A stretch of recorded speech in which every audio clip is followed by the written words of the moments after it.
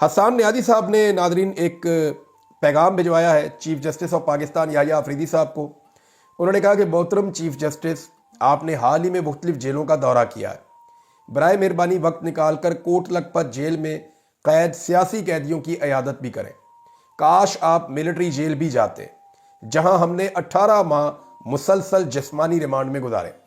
वैसे military jail में chief justice of Pakistan जा तो सकते हैं, जिसको भी जेल का स्टेटस देंगे चीफ जस्टिस ऑफ पाकिस्तान की टेरिटरी के अंदर ही वो आएगा ना। जो पाकिस्तान के चीफ जस्टिस हैं वो पाकिस्तान के हर कोने के चीफ जस्टिस हैं और पाकिस्तान के हर इदारे के मामले के अंदर वो मुदाखलत कर सकते हैं। तो चीफ जस्टिस ऑफ पाकिस्तान वैसे जा सकते थे और जाकर उन कैदियों को देख सकते थे। यहाँ पे तो लोगों को लापता कर दिया जाता है और पता ही नहीं चलता। और चीफ जस्टिस ऑफ पाकिस्तान कितने बाइख्तियार हैं, इस बात का अंदाज़ा भी आजकल हमें हो रहा है। वो करते ही है कि इमरान खान के ऊपर अटैक कर देते हैं कि इमरान खान ने आर्टिकल कैसे लिखा। यानी बार बार ये सवालात उठाए जाते हैं कि जनाब जेल में तो उसके पास कागज़ पेन नहीं है, जनाब जेल में तो इमरान खान के पास ट्विटर नहीं है, उनके पास इंटरनेट नहीं है। तो फिर इमरान खान साहब ऐसे एक परफेक्ट आर्टिकल कैसे लिख देते हैं और वो आर्टिकल कैसे बैरून मुल्क जाकर छप जाता है और दुनिया के इतने बड़े बड़े इदारे उसे कैसे छाप देते हैं, ये सवालात लोग उठाते हैं। तो मामला ये है कि अगर आर्टिकल बाहर कैसे आता है, आर्टिकल लिखा कैसे जाता है, आर्टिकल छप कैसे जाता है, अगर ये आप लोगों को पता होता तो आप लोग इमरान खान की जगह पे नहीं होते। भाई इमरान खान आप लोगों से अलग इसलिए है कि वो आपसे 4 कदम आगे चलता है। जब इमरान खान साहब बाहर आ जाएंगे तो आप उनसे पूछ लीजिएगा कि जनाब आप आर्टिकल कैसे लिखते थे और कैसे वो पहुंचते थे और किस तरीके से वो इन्फॉर्मेशन जो है वो पास ऑन होती थी और कैसे वो आलमी सतह के बड़े बड़े अखबारात के अंदर, जरीदों के अंदर छप जाती थी। जब बाहर आएंगे तो पूछ लीजिएगा। फिलहाल एक मरतबा फिर शौकत खानम के ऊपर हमला शुरू किया गया है। देखिए ये हर साल होता है, जब भी रमज़ानुल मुबारक आता है तो लोग चैरिटीज़ करते हैं। रमज़ानुल मुबारक में दिल को बड़ा करते हैं लोग, मुसलमान ख़ास तौर पे। तो रमज़ानुल मुबारक के महीने में लोग क्योंकि अतियात और सदक़ात ज़्यादा करते हैं तो हर दफ़ा इमरान खान साहब के सियासी मुखालिफिन शौकत खानम के ऊपर अटैक कर देते हैं। और इस मरतबा एक अटैक ये किया गया है कि शौकत खानम को जो पैसा दिया जाता है, अब वो ये कह रहे हैं जनाब कि वो वाला पैसा निकाल के कोई 22 अरब रुपया वो पाकिस्तान तहरीक इंसाफ बैरून मुमालिक के अंदर जो है वो कोई लॉबिंग शॉपिंग करवा रही है। अब इसके दौरान का एक प्रोपेगेंडा किया गया। मामला ये है कि 22 अरब रुपए की कौन सी लॉबिंग होती है और कौन सी ऐसी फर्म है, और ये जो लॉबिंग फर्म्स होती हैं ये बाकायदा रजिस्टर्ड होती हैं और ये जो पैसा लेती हैं उसका बाकायदा रिकॉर्ड होता है। तो कोई चीज़ लाइए ना, सामने ला के रखिए आप। पाकिस्तान तहरीक इंसाफ के जो ओवरसीज़ हैं उनकी तौहीन की जा रही है ये कहकर। ओवरसीज़ पाकिस्तानियों ने 1 रुपया खर्च किए बगैर अपने ज़ाती ताल्लुकात को इस्तेमाल करके, जो कई कई दहाइयों से वो उन मुल्कों में रह रहे हैं और उन्होंने ताल्लुकात बनाए हैं, अपने ज़ाती ताल्लुकात और अपने ज़ाती वसाइल इस्तेमाल करके इमरान खान साहब के लिए बैरून मुल्क में लॉबिंग की है। और लॉबिंग करने के लिए आपके पास मवाद होना चाहिए। वो मवाद उनके पास बहुत ज़बरदस्त है। वो जब बताते हैं फस्तायत है तो वो नज़र आती है, जब बताते हैं जुल्म जबर है तो वो नज़र आता है, जब बताते हैं कि नाइंसाफ़ी हो रही है तो वो नाइंसाफ़ी नज़र आती है। लिहाजा ओवरसीज़ पाकिस्तानियों के लिए ये टारगेट इतना मुश्किल था नहीं। बहरहाल उन्होंने ये किया है। अब शौकत खानम के ऊपर दोबारा से अटैक किया गया कि जनाब शौकत खानम का पैसा इस्तेमाल होता है। शौकत खानम का अपना ऑडिट है, उसकी रिपोर्ट मौजूद है, जाके आप पढ़ लें। तो मेरी तमाम लोगों से ये गुजारिश है कि शौकत खानम में क्योंकि गरीबों का इलाज होता है, बहुत सारे लोगों को पैसा देकर इलाज करवाते हैं जिनके पास पैसा है, और जो लोग नहीं दे सकते उनका इलाज मुफ्त भी किया जाता है। ख़ास तौर पे बच्चों को और नौजवानों को प्रायोरिटी दी जाती है क्योंकि उनकी बहुत ज़िंदगी पीछे पड़ी हुई होती है।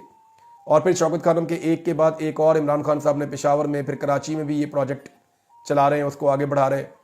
लिहाजा मेरी पूरे पाकिस्तान से और पूरी दुनिया में जो भी लोग रहते हैं उन सबसे गुजारिश है कि शौकत खानम को वो चंदा दे और किसी प्रोपेगेंडे का हिस्सा ना बने।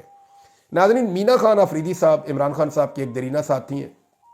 इन्होंने एक स्टेटमेंट जारी किया है और ये स्टेटमेंट बहुत इंपॉर्टेंट है। मैं स्टेटमेंट एज इट इज़ आपको पढ़ के सुनाता हूँ। मीना खान अफरीदी साहब ये कहते हैं अपनी असेंबली में खड़े होकर कि हमारे पास आखिरी ऑप्शन ये है कि अब हम खैबर पख्तूनख्वा असेंबली को उठाकर अडियाला जेल के बाहर ले जाएं और वहाँ पर इजलास करें, और तब तक इजलास करें जब तक हमारी इमरान खान साहब से मुलाकात नहीं करवा दी जाती। ये असेंबली इमरान खान साहब की अमानत है। यहाँ पे जो 95% लोग जीत कर आए हुए हैं वो इमरान खान साहब की वजह से जीत कर आए हुए हैं, और अब हमें ये करना होगा। यानी इमरान खान साहब से मुलाकात तो एक ख्वाब ही बना दी है पाकिस्तान तहरीक इंसाफ के लोगों के लिए। हत्ता के जो वज़रा हैं उनको भी इजाज़त नहीं दी जाती कि वो जाएं और जाकर इमरान खान साहब से मुलाकात कर लें। फैसल चौधरी साहब ने नाज़रीन एक दावा किया है, और इस दावे की हकीकत के बारे में मैं नहीं जानता, लेकिन ये दावा बहुत बड़ा है। फैसल चौधरी साहब ये कह रहे हैं कि इलेक्शन के बाद ये तय हो गया था कि पाकिस्तान तहरीके इंसाफ को पावर में किसी सूरत नहीं आने देना। अगर पीटीआई और पीपल्स पार्टी इत्तेहाद बना लेते तो मुल्क में डिक्लेयर्ड मार्शल लॉ लग जाना था। यानी अभी तो अनडिक्लेयर्ड है ना, वो कहते हैं ये डिक्लेयर्ड मार्शल लॉ मुल्क में लग जाना था अगर पीपल्स पार्टी और पीटीआई मिलकर इत्तेहाद बनाकर हुकूमत बनाने की कोशिश करते तो। और फिर फैसल चौधरी ने यह क्लेम किया कि यही लंदन प्लान था कि इनको पावर में नहीं आने देना। फैसल चौधरी साहब ने यह दावा किया। एक और बात फैसल चौधरी साहब ने कहा जी जो मौजूदा दौर में जुल्म हो रहा है ना वो मार्शल लॉ में भी नहीं हुआ। एक तो उन्होंने कहा डिक्लेयर्ड मार्शल लॉ लग जाता अगर पीटीआई इक्तदार में आती तो। दूसरा उन्होंने कहा कि जो अभी हो रहा है ये तो कभी जो डिक्लेयर्ड मार्शल लॉ है उस दौर में भी कभी नहीं हुआ। अदालतें इंसाफ देने में मुकम्मल तौर पे नाकाम हो गई है। तो हुकूमत में लाखों अफराद ने मुल्क छोड़ने का जो है वो फैसला किया और वो मुल्क छोड़ छोड़कर चले गए। उन्होंने बताया कि शहबाज शरीफ हुकूमत में मुल्क से 20 लाख लोग हिजरत करके चले गए। जब पढ़े लिखे लोग, तरबियत याफ्ता लोग मुल्क छोड़कर चले जाएंगे तो क्या खाक मुल्क तरक्की करेगा। उन्होंने कहा कि तरसीलात में इजाफा मुल्क की तरक्की नहीं बल्कि पस्ती की निशानदेही कर रहा है। रवां साल जनवरी में 63,000 अफराद पाकिस्तान छोड़कर नौकरी के लिए पाकिस्तान से बाहर चले गए। वजीर आजम और वज़रा शर्मिंदा होने की बजाय बेरोजगारी खत्म होने की मुबारकबादें दे रहे हैं। अब इसमें जो है वो एक चीज मैं आपके सामने और रखता हूं, आप अंदाजा करें ना कि ये जो वज़रा की तादाद में इजाफा किया गया ये ऐसे वक्त में किया गया है जिस वक्त पाकिस्तान छोड़ छोड़ के इसलिए बाहर जा रहे हैं कि यहां नौकरियां नहीं मिल रही। यानी इस मुल्क में आम पाकिस्तानियों के लिए नौकरियां हैं नहीं और जो वज़रा हैं उनकी फौज के अंदर इजाफा किया जा रहा है। आईएमएफ ये तो पूछता है पाकिस्तान से कि ये क्यों किया, वो क्यों किया, यहां खर्चा क्यों बढ़ाया, लेकिन एक एक वजीर के ऊपर कितना खर्चा होता है इसके ऊपर आईएमएफ हिसाब नहीं लेता। यानी दुनिया के बड़े बड़े मुल्कों में इतने वज़रा नहीं है जितने वज़रा हम पाकिस्तान जैसे एक गरीब मुल्क के अंदर पाल लेते हैं। और ये जितने वज़रा बनाए गए हैं इनमें से अक्सरियत की एक्सपर्टीज है ही नहीं वजारतों के अंदर। इन्हें सिर्फ वजीर इसलिए बनाया गया है ताकि इन्हें राजी रखा जा सके और हुकूमत को लंबा खींचने की कोशिश की जा सके। अब वो ये जो मर्जी कर ले, कितना के लंबा खींच लेंगे, एक हद तक खींच सकते हैं, उससे आगे ये हुकूमत तो जा नहीं पाएगी। खबरें तो आ रही हैं, कुछ लोग ऐसी बातें भी कर रहे हैं कि शायद बहुत जल्द पाकिस्तान एक इलेक्शन की तरफ बढ़ेगा क्योंकि इलेक्शन करवाने के अलावा पाकिस्तान के पास दूसरा कोई और रास्ता नहीं है। नवाज शरीफ साहब जो है वो मंदिर का वो घंटा बन गए हैं जो आता है बजाकर चला जाता है। यानी फैसल चौधरी साहब कह रहे हैं कि नवाज शरीफ की गैरत तो 8 फरवरी 2024 को उस वक्त मर गई थी जब उन्होंने पाकिस्तान तहरीके इंसाफ की फतह को तस्लीम नहीं किया। अगर इस दिन वो पीटीआई की फतह को तस्लीम कर देते तो उनकी कुछ इज्जत बाकी रह जाती। नवाज शरीफ अवाम और स्टेब्लिशमेंट में डिस्क्रेडिट हो चुके हैं और अब उन्हें उनकी बेटी और भाई ने डंप कर दिया है। देखिए स्टेब्लिशमेंट की नज़र में क्यों कह रहे हैं फैसल साहब, ये बात आप जहन में रखें कि नवाज शरीफ साहब ने हमेशा स्टेब्लिशमेंट को ये बावर करवाया कि वो उसूली सियासत करते हैं।